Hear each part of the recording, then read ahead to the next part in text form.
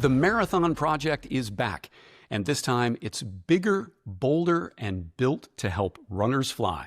From a course designed for speed, to assembling competitive pro fields, to opening up the invitation this time to elite age group athletes, every detail of this race is designed to help marathoners run as fast as possible.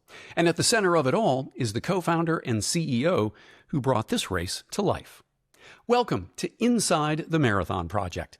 I'm your host, Steve Sievert, and today we are sitting down with Ben Rosario to take a deep dive into all things Marathon Project, why the race is back, what's new this second time around, and what fans can expect when marathoners toe the line to chase history in Chandler, the weekend of December 20th and 21st.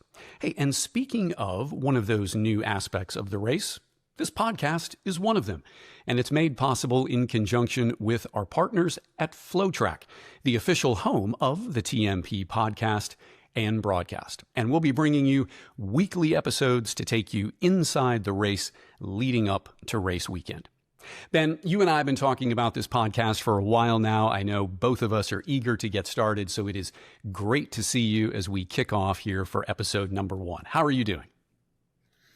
Thanks, Steve. I'm doing great. I'm ready to roll. You and I have been looking forward to this for a long time, and I think the folks are going to like it. I really do. Excellent. Well, let's start with a quick trip back to the first time out for the Marathon Project. So back in December of 2020, and I believe at the time you had envisioned the Marathon Project as a one-off. This was a purpose-built race for a very unique time as we were all making our way through the pandemic, and you just wanted to give pros an opportunity to race. And here we are 5 years later, the Marathon Project is back. So what inspired you to say, let's get this race back into the running community? I think what inspired, and I'm not going to say me or I during this thing, I think the thing that inspired us to do this, again, because I have a team of owners that are working hard together on this thing, myself, Josh Cox, Matt Helbig of Big River Race Management, and then Katie Sutton, who's the president of the Festival of Miles Foundation. Matt and Katie are from St. Louis, where I lived, grew up, and owned a running store. And then Josh is a super agent in the running world. So we're all working on this thing together. But I think for all of us, we all were a part of the first one. Matt and Josh and I sort of put it on together. Katie was one of our key volunteers. And I don't think it ever left our minds entirely. Josh kept the domain name. We talked about it here and there. We sort of talked about it in this sort of fantastical way where it was like, can you believe we did that? Because we didn't start planning for that until September of 2020, and we pulled it off in December, which was totally crazy. It was such a whirlwind few months, and it just went so well with Sarah Hall running 220 and 7 men breaking 210 on the all from the United States, which has never happened before or since. So it was just this magical day. And yes, as you say, it was meant to be one-off. It was for the pandemic. That's why. But I do think we all thought maybe we could pull it off again if we committed to it in a deeper way. And so when we talked about it this summer, and we all got on board, it was really just that same conversation that we had 5 years ago, which is we could do it, but we'd have to do this, and this. And we were finally just ready to check those boxes and do it. So your point, you knew you could do it again, but anytime you have an event for the first time, things go well, maybe you want to evolve some other aspects of it. You see, we absolutely need to change that aspect of it. So you've done that deep dive. I know you already. You want to get into details. You want to plan. You want to elevate. So what are some of the aspects of TMP 1.0 that you're like, we nailed it here. We've got to keep it. But what needs to evolve as you work your way toward December and the starting line this year? Okay. Number one, the course was great. We didn't change a thing from the course. So if you remember how fast everyone ran, and when I say you, I'm talking to the general you, the population listening to the podcast. If you remember how fast people ran, and we talked about it a second ago, you'll know that there was no reason to change the course. It is lightning fast. It is a criterium course. It's a loop. It's on private roads.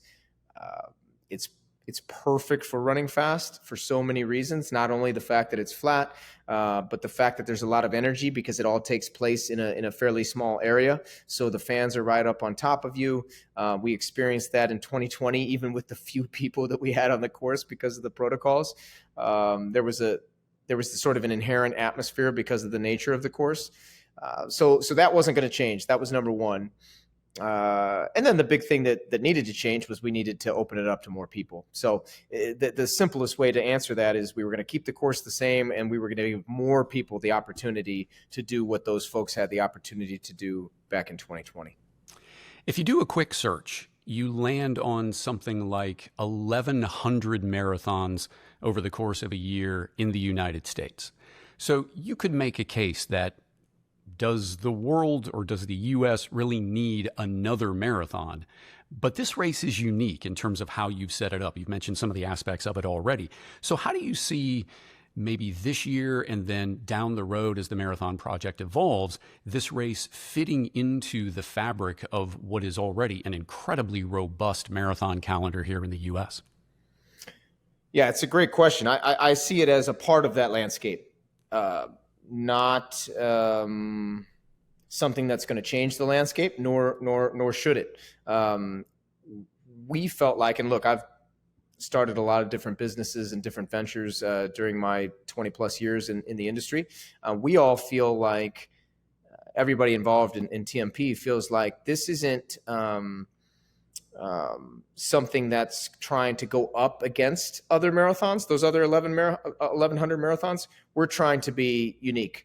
We're trying to fill a niche. We're trying to cater to and serve a small little group of marathoners that we feel like actually in some ways kind of get left out. I know that sounds crazy, but if you're a 240 marathoner, okay, you're perfect for our Gold Wave, which is our high-level amateur race on Saturday, okay, where you're going to get treated like a pro, you're going to get personal bottles, you're going to get that same flat, fast criterium course.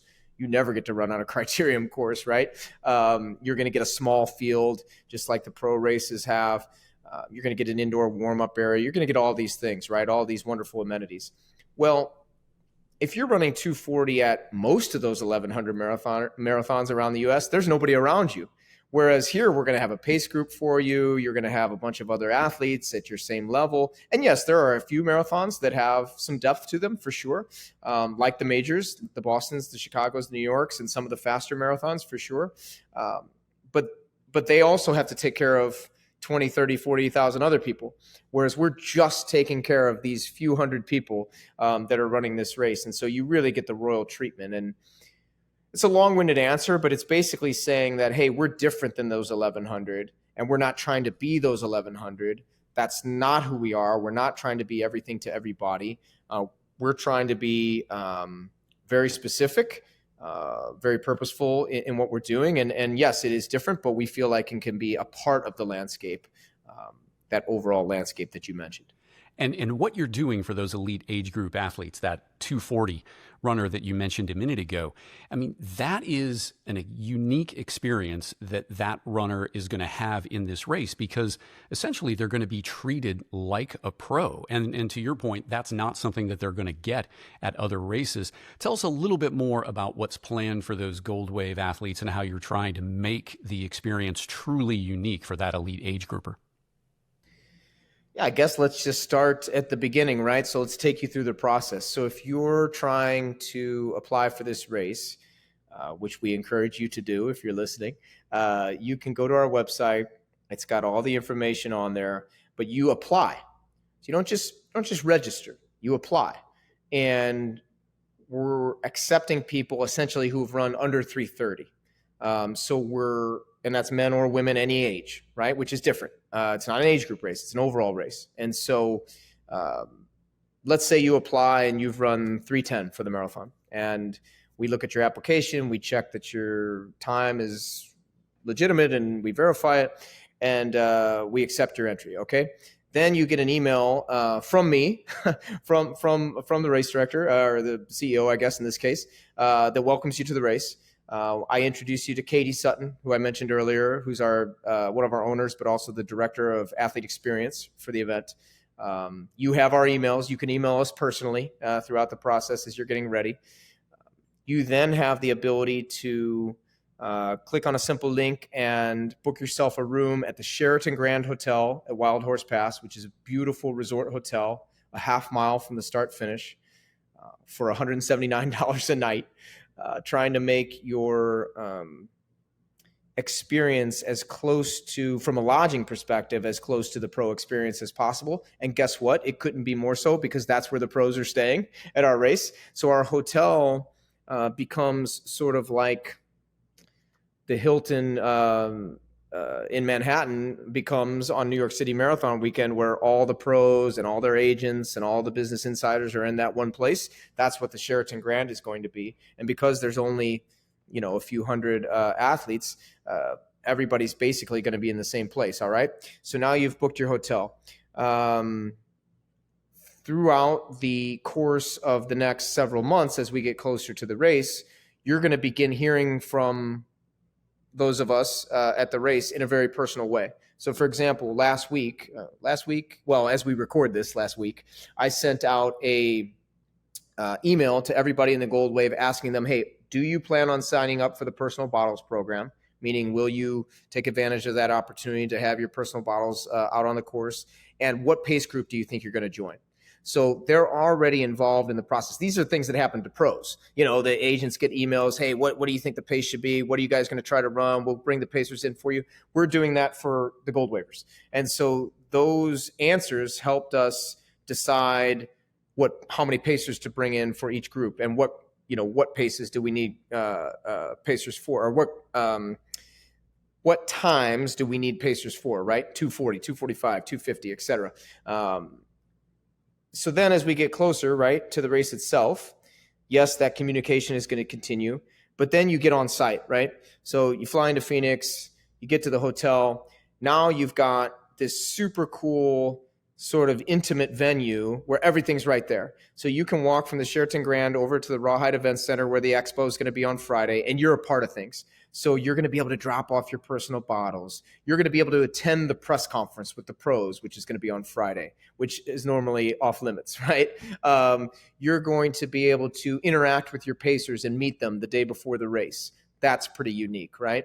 But that's what the pros do. They meet their pacers the day before at the tech meeting, right? You're going to go to bed the night before the race completely ready, with nothing to worry about the next day. Not like many marathons where you have to worry about getting up early and catching a bus and taking an hour bus ride out to Hopkinton or whatever it might be, right? Everything is turnkey. Everything is right there for you, ready to go. So you're going to walk on over or take the 5-minute shuttle over to the start-finish line in the morning. You're going to have an indoor warm-up area. So no waiting out in the cold, and it will be pretty chilly in the morning by design, right? We hope it will be chilly in the morning. It should be. And then when you're ready on your time, you can come over, mosey on over across the parking lot to the start-finish area. You can keep your sweats on to the last second and drop them off right by the start. Our bag drop will be right by the start-finish area, just like the pros get to do, right? So you don't have to be freezing cold before you start. Then once you get out on the course, those personal bottles that you handed out on Friday, or that you handed in on Friday, will be waiting for you at a table that we've already designated, and you already know because you'll have been given that information the day before. Hey, I'm table 12, bottle number 2. So as you're coming up to the station, you'll see table number 12. You know your bottle number 2. You grab it, boom. You can take whatever fluids that you want. Of course, we love Blank Sports Nutrition, who's the sponsor of our personal bottles program, but it could be Blanks. It could be whatever electrolyte drink you like to use in training. You can take whatever you want, toss it to the side. We have our volunteers to take care of that. When you come around again, new bottle will be up there for you. Our volunteers will have it up there for you. Then when you get finished with the race and hopefully set a PR, we'll be there with a really fun atmosphere at the start finish right there, kind of a post-race party kind of deal, and you'll be well taken care of. Then after all that, if that wasn't enough, you can spend the night stay and watch the pro race the next day, the final piece of the puzzle, which you don't get to do at these other marathons where the lead pack is way out in front of you and you can't see what's happening in the pro race. If you're in one of those marathons that has a pro field, this time you can watch and cheer. So it's really soup to nuts, quite an experience.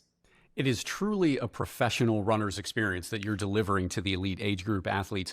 I tell you what, Ben, I almost want to bow out of being on the broadcast team to run myself, because one of the things that's really unique about this, and you see this in, this is an event leader, and you see this in research, people are really focused today on experiences, because that's what they want to collect is experiences, not so much material things anymore. And that's what you're delivering is an experience that is truly unmatched by other races.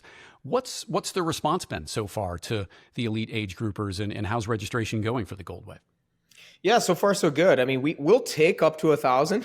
So we have spots available, but at the same time, we kind of just want to make sure that it's nice and intimate as well. So we're certainly encouraging everybody to sign up who's run under 3:30 or who wants to run under 3:30. We have I would say, a fairly even distribution from about 2:30 to about 3:20.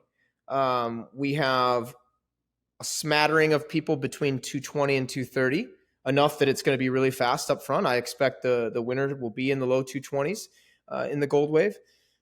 And then we have a smattering of people between 3:20 and 3:30. I think mostly folks who have run around 3:20, 3:28, 3:27 who would like to maybe run 3:25 or 3:20. And we have pacers for both of those groups. But the vast majority of the folks are between 2:30 and 3:10, maybe 3:15. I think that's where that's where the densest part of the race is going to be, I think.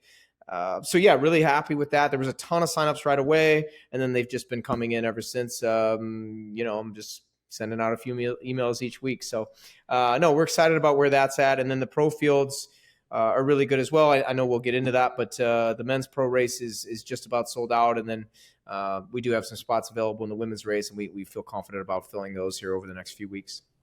So part of the mission of this podcast, with the title Inside the Marathon Project, we want to give viewers a little bit of the behind the scenes about what's happening, what it takes to plan something so unique as the Gold Wave, for example. So as you and your team are working toward race day, what are some of the biggest challenges, or what are some of the deeper conversations that you're having with the team to make sure that you're delivering on that experience, both for the Gold Wave and the pros?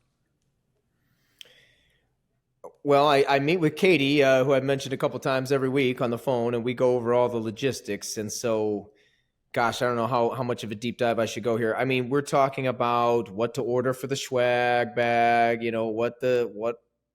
what colors we should use, what the text should say on the shirts and the quarter zip jackets, and what all cool, unique things should we put in there, and, deciding on what the medals are going to look like and how big they're going to be, and talking with the venue about how many barricades to rent and how many tables we need to rent, and oh my gosh, how many security guards we need. There's so many weird things that you wouldn't think about normally when you're just participating in the event. But we're doing all those things, and then we're doing some big picture stuff as well, what I call the more fun stuff, right? The creative things, like what's the after party going to look like? What are we going, what food trucks are we going to bring in? Who's going to be our beer vendor? What are some of the interactive things we want to do at the expo? And of course, we have to work with our brand partners on those things. For example, I already mentioned Blank's Sports Nutrition, and I'll mention them again because they've already been such a good partner. But they're going to have quite an interactive, what they're going to call Blank Sports Cafe at the expo. And so participants will be able to come up, try their product, mix their own gels and drink mixes. That's what Blanks does. They allow you to create your own mixes and your own gels. So you'll be able to do that on the spot. They'll have their employees there helping you, explaining the different ingredients and why you would want more sodium, less sodium, heavier flavor, lighter flavor, etc. So we talk about all those things, and then I talk with Matt Helbig from Big River Race Management, one of the best race management companies in the country, in the world, really. I talk about all the all the fun stuff like the finish line and, where the scaffolding is going to go and, where the splits are going to go. And I don't know, it's a lot of minutia, but there's a lot that goes into it. Even for a race this quote unquote small, it's only small in terms of the number of people, but it's very, very big in terms of what it takes to put it on. Well, so much goes into a race like this, and you talk about the partnership with Blanks. That was the first sponsor that you announced with the Marathon Project this year, and obviously you've announced a partnership with FloTrack. I mentioned that at the beginning of the show. Tell us a little bit about what your vision is for that partnership with FloTrack, and what are you looking for in other sponsors that is consistent with your mission to elevate the overall experience for everyone involved with TMP? Yeah, well, I'll start with FloTrack. They've also been wonderful. So I'll tell you a story. The very first meeting we had with FloTrack, when we were still trying to decide who our broadcast partner was going to be, Ryan Fenton and several members of his team were on that call, and you could tell from the very beginning that they got it. They understood what we were trying to do here. In fact, they were brainstorming on the call, coming up with things that we think are going to be really cool. For example, one of the things that they understood from the get-go was that this was a sports broadcast. This wasn't us trying to explain to people what running is, explain what a marathon is. We understand that this is for running fans. And so we are going to create a broadcast that is for running fans. I think it's a very easy analogy would be college football Saturday, right? Where they have the big pregame show, then the big game, then the postgame show. That's what we're trying to do, right? They don't explain what football is on the pregame show or on the broadcast. They make the correct assumption that everybody watching already knows what football is. And so same thing with us. And so we're just going to give the people what they want. Right away, they understood the need for a really great comprehensive broadcast that was fun and exciting. And I would say, what else would I say besides fun and exciting? I would say also like intense, right? They knew that a marathon has this inherent build toward this climax, right? So you have this 2.5 hour build toward this ultimate climax where maybe it's a sprint to the finish. Maybe it's somebody trying to run a really fast time like Sarah last time trying to break the American record, or Marty had her breaking 2:09. Like there is always going to be a great climax. And so they understood all of that. They understood our need and want to be a part of that process. For example, yourself. So we had sort of the broadcast team that we wanted, and we were able to pull that broadcast team together. Steve, we have you as our play-by-play man, and then we have Molly Seidel and Scott Falble as our color analysts. We could not have two better color analysts. These are active, really good athletes that have run incredibly well in the marathon at some of the biggest races in the world. Molly's a bronze medalist at the Olympic Games. Scott's a multiple-time top 10 finisher at Boston and New York.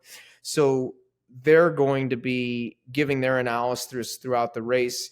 You're going to be calling the race. We just feel like it's got all the pieces that we wanted, and FloTrack got all of that from the very beginning. And then on top of that, I would just say that they're going to hype up the race a ton, which is great too, because they have a huge network, but also because they know how to do that. I think they're really good at it. And so in the months leading up to the race, particularly the last couple of months, you're going to see a lot of social media activity via FloTrack, hyping up the race, the people in the race, the top athletes, what we're trying to do in terms of times, et cetera. So I feel like by the time the race comes around and people are watching it on FloTrack Live, they'll really be excited about what they're about to witness. And so, yeah, for all those reasons, FloTrack's a great partner. In terms of what we're looking for from other partners, it depends on the category in some ways. Like with Blanks, we wanted a partner who understood that these type of athletes that are going to be running this race, both the pro field and the gold waivers, are really serious athletes. And they're really serious about their nutrition. They're serious about their training. And Blanks is the perfect company from a nutrition standpoint because they understand that for athletes of that caliber that are training that hard and that take it that seriously, that they need to get their nutrition right. So Blanks was perfect. In terms of other sponsors, and we do have some sponsors coming. I think they needed to understand the participants in this race, like who they were. They're tip of the spear pros and they're tip of the spear amateurs. So they're people who, after they go back home from this race and tell their running club about it, their running club's going to be pumped because they're sort of the leaders of their running club. They're the fastest person in their running club, and that's who these people are. So if you want to reach that customer, this is such a great direct way to do it. And we want creativity in terms of how you want to talk to these participants. And so, yeah, I would just say an understanding of the consumer, the participant, and a desire to interact with them. That's great. Well, let's dig into these pro fields a little bit, because you talk about, the way a marathon unfolds, and you can build some drama with it through the broadcast. I can't wait to be part of that with Molly and Scott. So let's talk a little bit about the runners we're going to be talking about on the broadcast. You mentioned a minute ago that the men's elite field is almost sold out. So why don't we start there? Share a little bit about who is going to get ready to toe the line in December, and what are some of the matchups and maybe the goals of those athletes that have you most intrigued for how things are going to unfold on race day? Okay, I would love to. I can't divulge quite everything. We are keeping a couple things close to the vest and making some announcements a little bit later on this month. But I can tell you that up front on the women's side, we really want to see multiple women under 225. Whether or not we break the course record, 2:20:32, I don't know, because that's a very, very good course record. But we have several women that want to run under 225 for sure. Obviously, they want to win the race. It's $10,000 to win, but they want to run fast. And so we have people like Jackie Gowan, who's run 224, Paige Wood, who's run 226, Molly Grable, who's run 226. And so these are sort of like up and coming Americans that I think want to take the next step and run a really fast time. We're pumped about that. But then we also have debutantes. We have a woman named Mika Wood, who has an incredible following on Instagram and is super, super fun to follow. But she's also really fast, and she's been finishing top 10 in a bunch of road races this summer. She just ran really well at Falmouth. And she runs actually for Puerto Rico. She lives in Utah. But we feel that she's going to run really fast. Ultimately, I would love to see as many women under 230 as possible, and as many people under 225 as possible battling for the win. So, if you're asking me for an ideal scenario, give me Jackie and Paige and Molly, all running 223 or better and sprinting home together, for the win. That would be fantastic. But I also think that you have to remember, we're actually still going to get a few more really top names, because what's going to happen, unfortunately, is people will not be able to run Chicago because they get a little injury, or New York, and they'll have to pivot. And we're a great pivot. We're a great pivot. So we will see some other people signed up at the end. And ultimately, I think it'll be a really solid field up front of, 10 or 12 women capable of battling it out for the win. That's what we want. On the men's side, gosh, there's so many names, but there's some people I'll call out. I mean, I love Thomas Broach from Canada. So he was the Canadian marathon champion. He's young, in his mid-20s. He's already run under 210. We think he can run really fast, maybe break the course record, 208:59. I don't want to put any pressure on him, but we think he's capable of that. JP Flavin from the Hansons Brooks team. He's run 210 already at Boston, so we feel like he can run under 210 on this course. Josh Azuski from Zap Fitness, or Zap Endurance, I should say, excuse me. We like having Josh and JP because they're from two of the most well-known marathon groups in the country. There's a guy named Thomas Fafard, Canadian, French-Canadian guy who's run 13:05 for 5K. It's his debut. There's a couple other debutantes. Ben Rosa, Harvard grad, really, really fast. Trains with Grand Blancs. Dan Schaefer, Zap Endurance. He's going to be making his debut. He's run some fast times on the track. And then Tyler Day from the Hoka NAZ Elite team is going to debut as well. So some really good debutantes. And then some guys we've seen before, like a Colin McCow, who ran Marathon Project in 2020 and has run on the World Championship team for Team USA. So lots of good guys. We would love to break that record. We had 7 U.S. men run under 210 in 2020. We would love to get more than 7 men under 210 this time. Whether they're all American or not, I don't know. But we would love to get more than 7 men under 210. That would be kind of goal number one for the men's race. Yeah, it was definitely deep in 2020, and based on the field that is lined up this time around, we might have a shot at sending that many under 210 again. And we're in such a unique period of time in running in general, but specifically around the marathon, where given training techniques, super shoes obviously play a big role here as well. There's the possibility, even you mentioned about some folks who might actually not be able to get to their planned starting line at a fall race. But what also about the potential of folks who do end up running a fall marathon, whether it's Chicago or maybe something in September?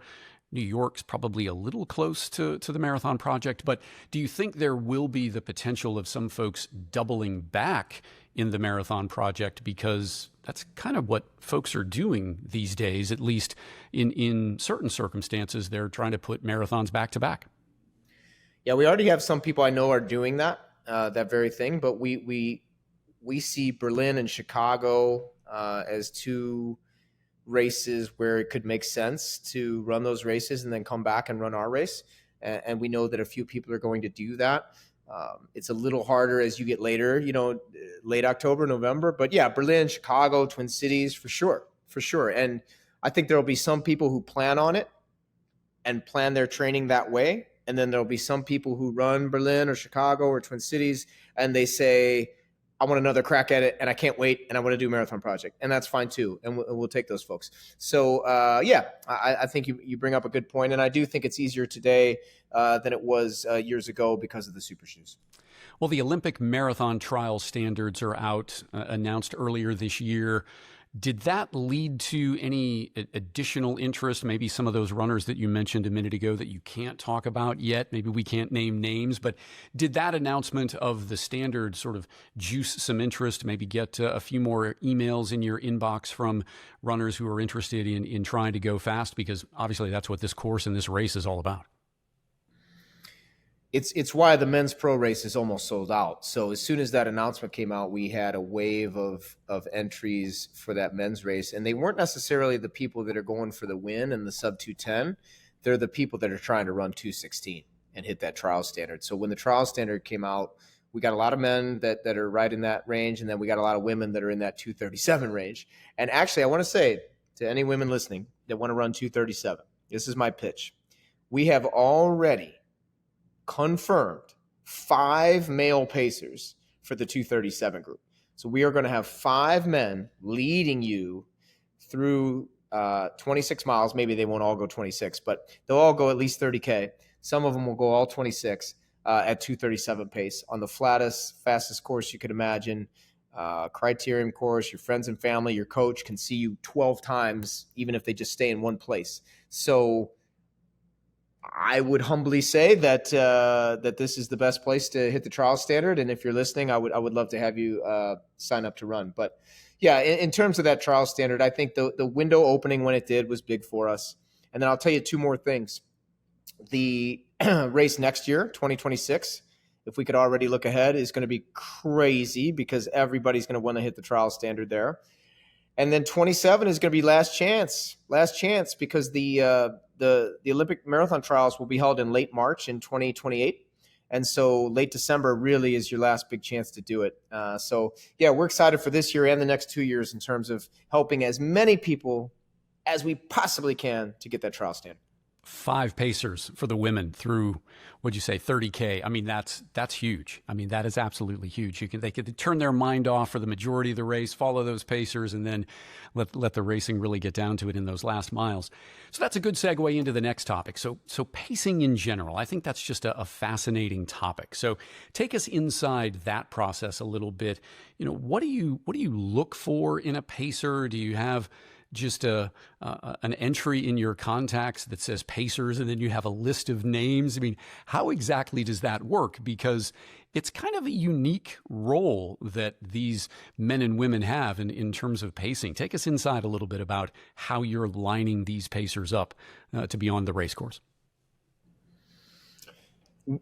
We sort of did an open call, honestly. It wasn't like I had a Rolodex. We sort of did an open call. I do have a Rolodex in terms of the very, very top pacers, but the pacers for, let's say the 216 men, the 237 women, and then the gold wave, right? So we have every 5-minute increment in the gold wave, we have pacers. And so we put on an open call on social media and then on our website. There's still open applications. Honestly, we have a few spots left. And people just signed up. And so they filled out the pacer application. And all I was really looking for was confirmation that they could do the job. I mean, it's a job, right? So let's say on the application you said, hey, I would love to pace the 250 group in the gold wave. And then I looked at your credentials, and you've run a bunch of marathons in like the 235 to 240 to 245 range. Perfect.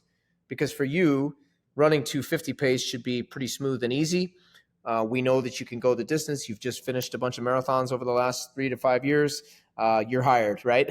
And what we've done for the Pacers is we've agreed to pay for their travel and lodging to come out, because we think it's a job, and we think that the money that the participants are spending, that's part of why they're spending it, is because we have these pace groups. And so we feel that, in a lot of ways, the participants themselves are paying for the Pacers, and we owe this to them to bring these Pacers in. And so, yeah, we've got Pacers coming in from New York, Canada, California, of course, a bunch from Arizona, but we didn't really care where they were coming from. We just wanted to make sure that they were going to be able to do the job. And then as it gets close to race day, and we kind of figure out exactly what the needs are up front in the pro women's race and the pro men's race, we might, move some things around and get some people down from Flagstaff that can do those kind of really, really hard jobs. But yeah, we feel that this is a part of our experience, is those pace groups. And so we wanted to get that right. Excellent. Well, have you given any thought, because you've got a lot going on right now, and I understand if you haven't given some thought to this, but clearly, at some point you and your team have sat down and said, this is what we're looking to accomplish with this year's edition, and you've got some goals associated with it. But what about looking ahead to what does success look like when you get an opportunity and your team gets an opportunity to take a deep breath at the end of the day on December 21st? What does success look like when it's all said and done that weekend, Ben? Success that evening, it will feel like a success if people ran fast. We haven't been shy about saying that our goal is to help people run as fast as possible. That's our tagline, as fast as possible. And so if we saw a bunch of people PRing, and I'm talking about all weekend long, I'm talking about in the gold wave, I'm talking about in the pro race, men, women, everybody from the sub 210 men to the people trying to break 325, right? If people are PRing, then I'll feel happy. I will feel happy. And I know that's a simple answer, but it really kind of, for me, is as simple as that. Now, there'll be logistic things that we examine and things that we nitpick, because we're pretty all of us on the team are pretty self-critical. But from an overarching perspective, if people ran fast and set PRs, we'll have a couple of beers that night. Excellent. Well, let's end on more of a personal note. What, so far as you've put this second edition together, has been the most rewarding aspect of bringing this race back online? Because I know it's a tremendous undertaking. What's been most rewarding so far?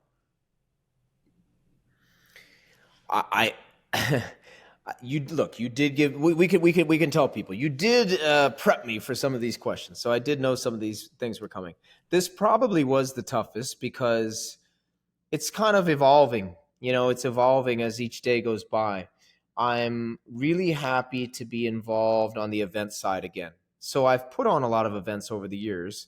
I think, I don't know, it depends on where you've come across me before, whether I was owning the running stores or coaching the NAZ elite team or giving a speech somewhere or whatnot. I've done all these different things, but I am quite proud of some of the events that I've put on over the years. Helped put on, I should say, because it's never been just me. The USA Cross Country Championships, we put that on in St. Louis in 2012 and 13. Of course, the Marathon Project in 2020. We did a few other pandemic races in 2020. I've put on middle school youth youth races, cross-country races. I helped found the Festival of Miles track meet in St. Louis and directed that meet for a long time. So to be in the trenches again at an event this big and this important feels really fun and exciting. And it's not just the event side. I just love that feeling. Now, this is looking ahead. I know I'm going to have this feeling, but I'm looking forward to having that feeling the night before. So the night before the race, whether you're putting it on or whether you're racing in it or whether you're coaching someone who's in it, is such a great feeling. It's such a great feeling. It's so fun, even if you never get to sleep. And that morning, the morning of, is so fun. The excitement, the energy, I mean, you can feel it coursing through your veins.